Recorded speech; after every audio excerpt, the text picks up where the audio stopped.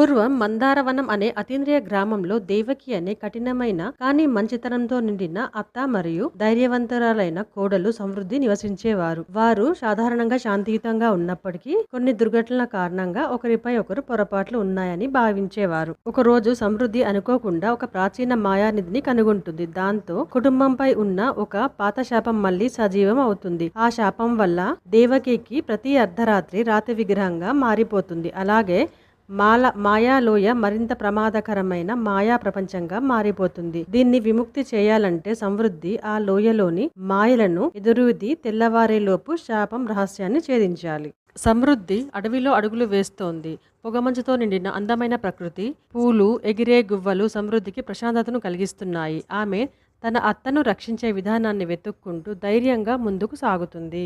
ఆ పచ్చని ప్రదేశంలో ఒక ఋషి సమృద్ధిని కలుస్తాడు. ఋషి తన జ్ఞానంతో ఆమెకు అవసరమైన మార్గాన్ని అందించి ఒక మంత్రపూరిత దండను ఇస్తాడు. ఆ దండ నీకు రక్షణ మరియు మార్గం చూపుతుందని ఋషి చెప్తాడు. సమృద్ధి మాయాలోయ అనే మంత్రపూరిత లోయలో అడుగుపెడుతుంది. ఈ లోయలో రియాలిటీ ఎక్కడికి అక్కడ మారిపోతూ ఉంటుంది. తేలియాడే రాళ్ళు, మెరిసే నదులు, భయానకమైన గాలులు ఆమెను తప్పుడు దారిలో మళ్లించే ప్రయత్నం చేస్తాయి. కానీ ఆమె ధైర్యంగా ముందుకు సాగుతుంది.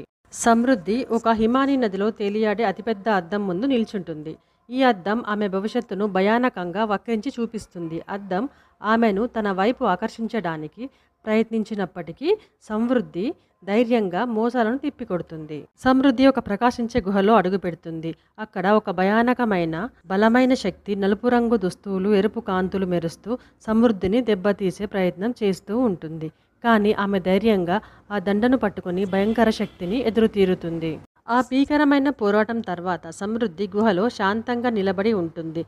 గుహ గోడలు అందమైన క్రిస్టల్స్ మరియు కాంతులతో ప్రకాశిస్తూ శాంతిని వ్యాపింపచేస్తున్నాయి. సమృద్ధి విజయం సాధించిన సంతృప్తితో స్వల్పంగా చిరునవ్వు చిందిస్తుంది. గ్రామం తిరిగి చేరుకున్న తర్వాత సమృద్ధి, దేవకి ఇద్దరు ఒకరికొకరు చేతులు పట్టుకుని దేవకి తన కోడల్ని హత్తుకుంటుంది. గ్రామస్తులందరూ సంతోషంతో పువ్వులు విసురుతారు, ఆనందాన్ని పంచుకుంటారు.